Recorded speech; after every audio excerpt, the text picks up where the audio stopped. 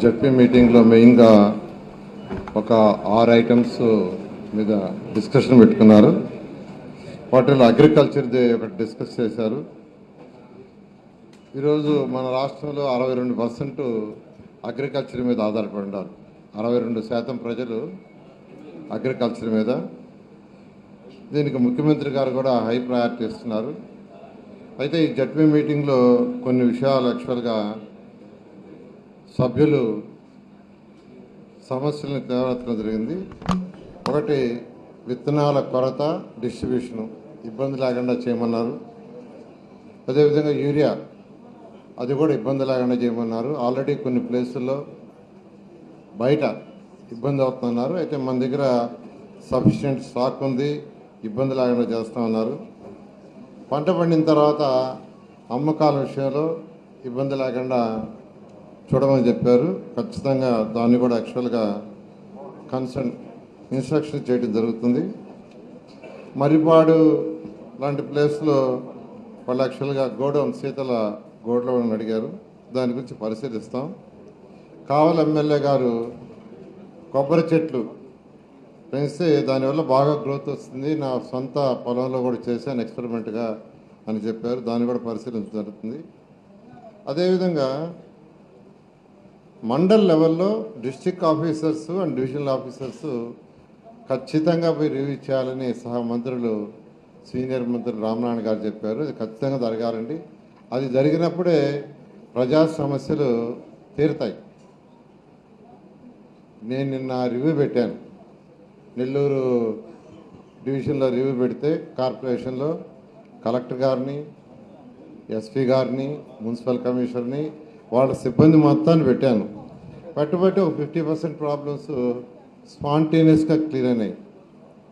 ఒక 1 week back town planning పెట్టాను. అమరావతి నుంచి టౌన్ ప్లాన్ డైరెక్టర్ని వాళ్ళ టీం మొత్తాన్ని పిలిపించాను. కూర్చోబట్టి 90% ప్రాబ్లమ్స్ క్లియర్ అయినాయి. అందువల్ల డిస్ట్రిక్ట్ ఆఫీసర్స్, డివిజనల్ ఆఫీసర్స్, ఈ డిపార్ట్మెంటే కాదు, అగ్రికల్చర్ డిపార్ట్మెంటే కాదు, అన్ని డిపార్ట్మెంట్ల వాళ్ళు మీరు మండల్ లెవెల్లో అక్కడ జరిగే మీటింగ్లో మీరు కానీ ఇన్వాల్వ్ అయితే అక్కడ ప్రజల యొక్క సమస్యలు తెలుస్తాయి. దాన్ని సాల్వ్ చేయటం కూడా వస్తుంది. మీ లెవెల్లో మీరు చేయగలరు. మీరు చేయలేకపోతే పైకి మాకు తెలియపరిస్తే మా లెవెల్లో మేము చేయగలం, లేదు అంటే క్యాబినెట్కి తీసుకుపోతాం. అదేవిధంగా జల వనరుల శాఖ విషయం, ఆనవ Sanjay Reddy level lift canal phase 2 విషయం అడిగారు. దాన్ని కూడా యాక్చువల్గా మేము డిస్కస్ చేస్తాం. అదేవిధంగా కావలి ఎమ్మెల్యే గారు ఒక విషయం ఎత్తారు. కొన్ని ఏరియా అర్బన్ ఏరియా అయిపోయింది, అంటే హౌసెస్ కట్టేసి, ఎగ్జాంపుల్ హరినాథపురం ఒకప్పుడు అగ్రికల్చర్, ఇంకా దాన్ని అలాగే చూపిస్తున్నారు ఆయకట్లో. దాన్ని తీసేస్తే వేరొక ఏరియాలో ఆయకట్టుగా మార్చుకోవచ్చు ఆ వాటర్ని అన్నారు. అది మంచి సలహా. ఇమీడియట్గా అధికారులు దాన్ని కంప్లీట్ చేయండి. ఈ విషయం 2014-19లోనే నేను మినిస్టర్గా ఉన్నప్పుడు డిస్కషన్ జరిగింది. 14-19లో జరిగింది. ఈ విషయం మీరు ఇమీడియట్గా చేయండి. నేను మళ్ళా ఇంకొక 15 రోజుల్లో మీతో రివ్యూ చేస్తాను. రివ్యూలో పర్టికులర్గా అపాయింట్ నేను, మంత్రి గారు కలిసి రివ్యూ చేస్తాము.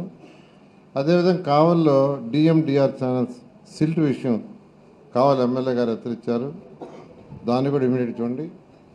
అదేవిధంగా కొన్ని దగ్గర సిల్ట్ తీసినట్టు, సిల్ట్ తీయకుండా జరిగిందని ఎమ్మెల్యే సోమిరెడ్డి చంద్రమోహన్ గారు చెప్పారు.